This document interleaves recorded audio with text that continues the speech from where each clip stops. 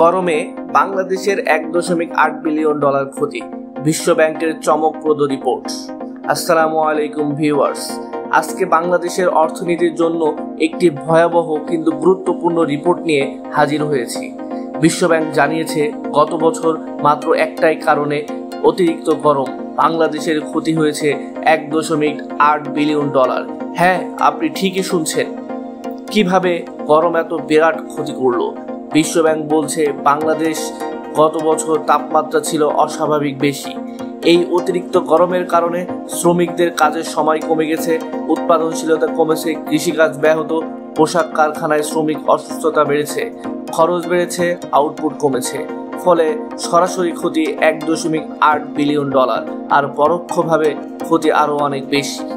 সবচেয়ে বেশি ক্ষতিগ্রস্ত সেক্টরগুলো বা বিশ্বব্যাংকের রিপোর্ট অনুযায়ী গার্মেন্টস সেক্টরে, কৃষিতে, নির্মাণ ও শিল্প কারখানায় দৈনিক মজুরি ভিত্তিক শ্রমিকদের মধ্যে।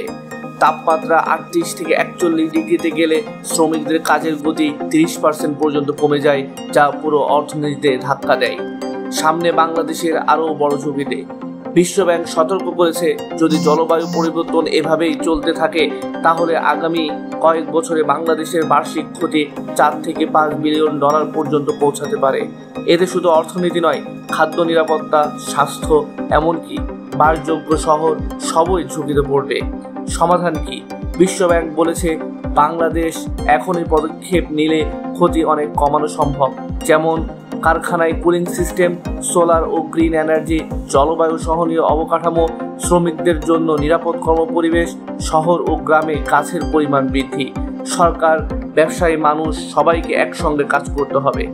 এই রিপোর্ট আমাদের চোখ খুলে দেয়, গরম শুধু অস্বস্তি নয়, অর্থনীতির জন্য বিশাল হুমকি। আপনারা এই বিষয় কিভাবে দেখছেন কমেন্টে জানিয়ে দিন। ভিডিওটি ভালো লাগলে লাইক, শেয়ার করুন এবং সাবস্ক্রাইব দিতে ভুলবেন না। ধন্যবাদ।